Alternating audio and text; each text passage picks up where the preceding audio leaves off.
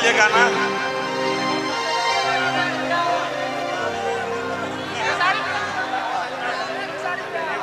भैया अगर आपको फोटो दूंगा 10 लोग तो कैसे नाराज कर सकता? बाद में ले लेगा सब लोग। कितना जस्वी के बिना सुधार ना होई, हो सुधार ना होई। अरे दिया दिया व्यास ए भाई लालू बिना चालू ई बिहार ना होई। तनी हटलो तो तनी हटलो। भैया आ गेले, छोटू भैया आ गेले।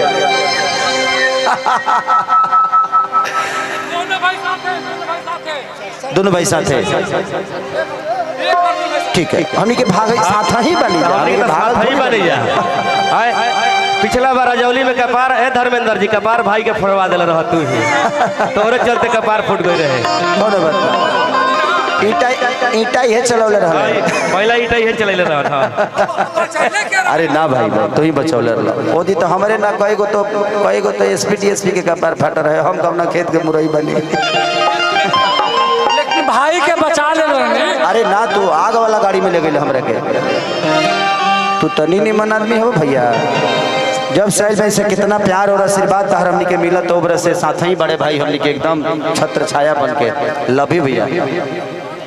एक बाद आओ तनी पूजा करे तरह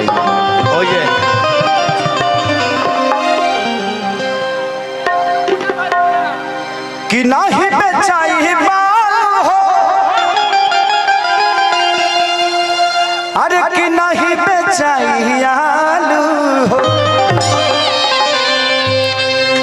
कि तेजस्वी के बिना सुधार ना होई, हो सुधार ना होई।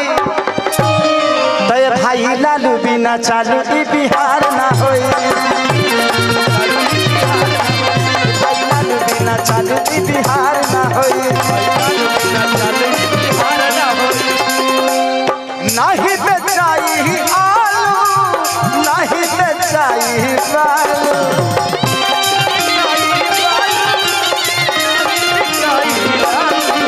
अरे नहीं बेचाई आलू हो, नहीं बेचाई बालू हो। तो तेजस्वी के बिना सुधार ना होई। अरे जिया हो सुधार ना होई। तय भाई लालू बिना चालू ई बिहार ना होई। भाई लालू बिना चालू ई बिहार ना होई।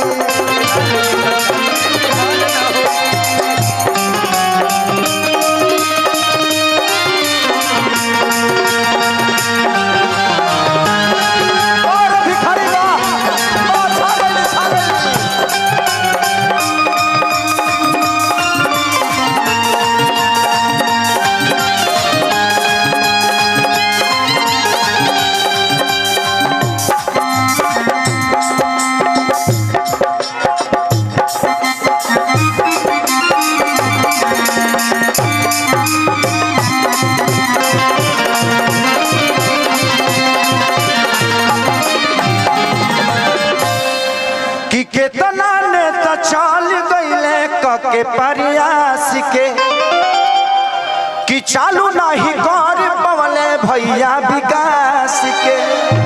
कौन विकास? जौन 17 महीना में तेजस्वी यादव दिखा के गईले उहे विकास। कि जौन तेजस्वी यादव करे ले वादा, दे दे हल नौकरी 2 लाख से ज्यादा। कि दोसर नेता से प्रयास ना होई, प्रयास ना होई। तय भाई लालू बिना चालू ई बिहार ना होई। भाई लालू बिना चालू ई बिहार ना होई। भाई लालू बिना चालू ई बिहार ना होई।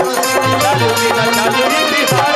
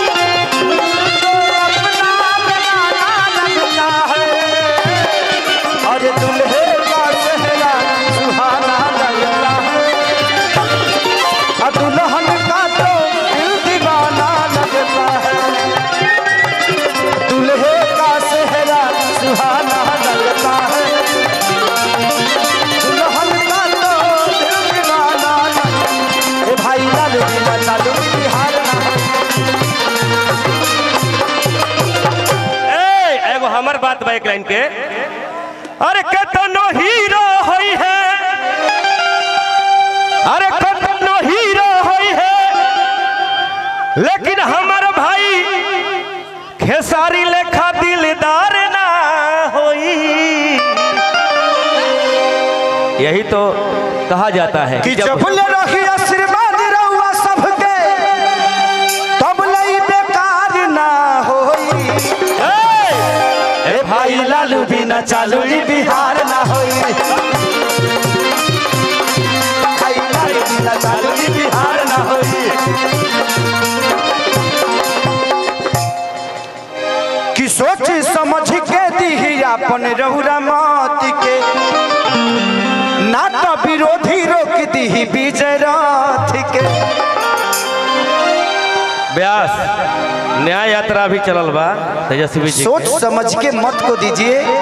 जिंदगी में एक बात बताएं, कोई भी नेता हमारा विकास क्यों नहीं करता? क्योंकि हम उसको हर बार जिताते हैं, इसलिए हमारे विकास को बहुत ही समझ लेता है। जिंदगी में एक बात बताएं आपसे, दुखी मैं भी होता हूं जब बिहार आता हूं तो। एक दिल्ली कई सारे राज्य को नौकरी दे सकता है, जबकि हमारे राज्य से छोटा है, लेकिन एक बिहार अपने बिहार को ही रोजगार नहीं दे पा रहा। तो ये कितनी शर्म की बात है। एक कलकत्ता कितने सारे राज्य के लोगों को वहां रख के और रोजगार दे देता है। एक पंजाब कितने सारे राज्य के लोगों को वहां रोजगार दे पाता है, लेकिन हमारा बिहार आज भी भीख मांग के ही खा रहा है। ये किसका देन है? हम कलाकार हैं, हम मनोरंजन कराते हैं, इससे ज्यादा हमारी औकात नहीं है। हम आप सबके मनोरंजन, आपके दिल की बातों को सुन के आपका भविष्य नहीं बदल सकते, आपको एंजॉय और आपको मजा दे सकते हैं। हम उतने तक हैं। हम एक छोटा सा भोजन हो सकते हैं, चटनी हो सकते हैं, दाल हो सकते हैं, पूरी थाली नहीं है हम। तो हमारी क्षमता जितनी है उस क्षमता के साथ हम अपना काम कर रहे हैं। लेकिन हमें भी मन करता है कि आज खेसारी के पास कितना मकान हो, हमारे खुद पता नहीं के कहियो किराया भाड़ा लेवे ना जाला खेसरिया, वो हमारा मेहरारू के पता रहेला।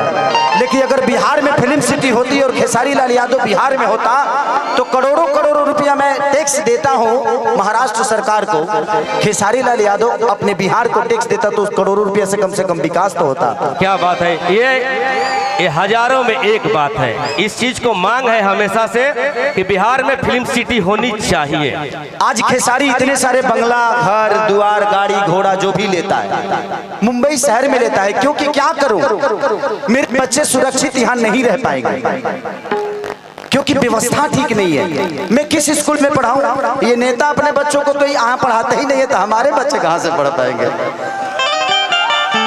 मैं यही बातें आज से 2 साल पहले किसी मंच पे बोला था तो मैं बहुत घेरे में आ गया था, लेकिन वो बातें गलत नहीं थी, वो सही थी कि हमारे यहाँ के नेता अपना इलाज कराने के लिए तो बाहर जाते हैं, तो जब वो अपना इलाज के लिए अस्पताल नहीं बनवा पाए तो आप सोच सकते हैं कि आपके इलाज के लिए वो अस्पताल बनवा पाएंगे? नहीं बनवा पाएंगे। सबसे पहले जानते हैं, पहले खुद को बदलिए। किसी का झंडा लेकर घूमने की जरूरत नहीं है, आप अपने आप को तैयार करिए। सच पूछिए तो हमारे यहाँ आईपीएस और डीएम और अधिकारी बनते हैं ना तो अपने काबिलियत से बनते हैं, उसमें सरकार का कोई योगदान नहीं होता है। हमारे यहाँ के बच्चे अगर शिक्षित होते हैं तो अपने काबिलियत से होते हैं, उसमें किसी सरकार का कोई योगदान नहीं है। और मैं अपने बड़े भाई तेजस्वी जी से एक अनुरोध करूंगा।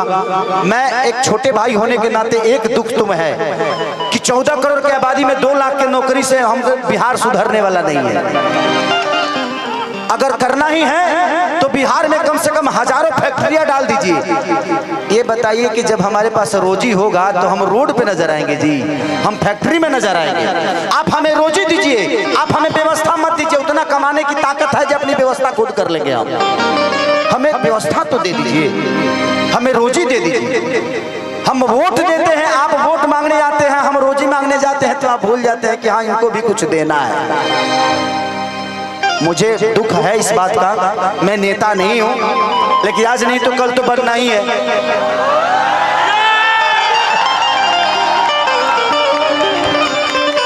आज नहीं बन रहा हूं क्योंकि मुझे पता है कि व्यवस्था एक खेसारी के बदलने से व्यवस्था नहीं सुधरेगी, आप सबको बदलना पड़ेगा।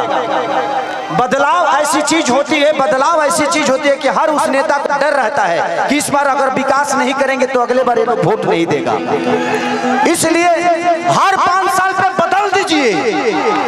जहां जहां बदलाव हुआ है वहां वहां विकास हुआ है।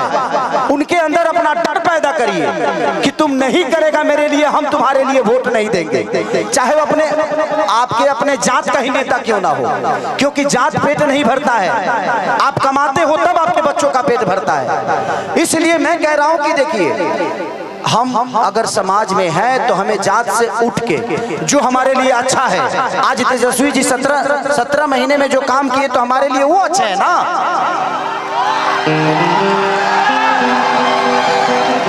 तो आप जब नहीं बदलिएगा तो फिर आपका विकास कौन करेगा?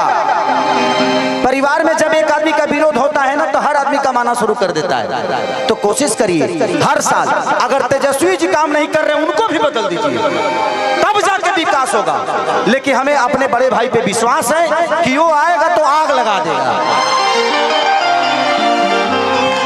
तो हमें बदलने की जरूरत है। मैं ये नहीं कह रहा हूं कि तेजस्वी जी को आप 20 साल बना के रखिए, नहीं।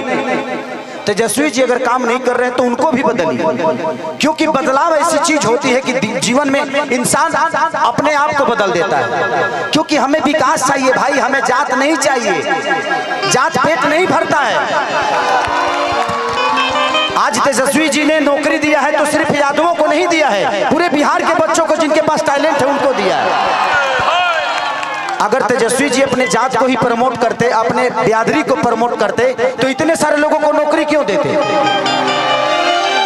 तो जब वो आदमी अपने जात से हटकर अपना काम कर रहा है तो आपको भी जात से हटना पड़ेगा और जात से हटकर अपना वोट दीजिए। जिंदगी में सबसे बड़ा अधिकार अगर होता है तो वोट का होता है, और आप नहीं समझिएगा तो आपके बच्चों का भविष्य नहीं बदलेगा।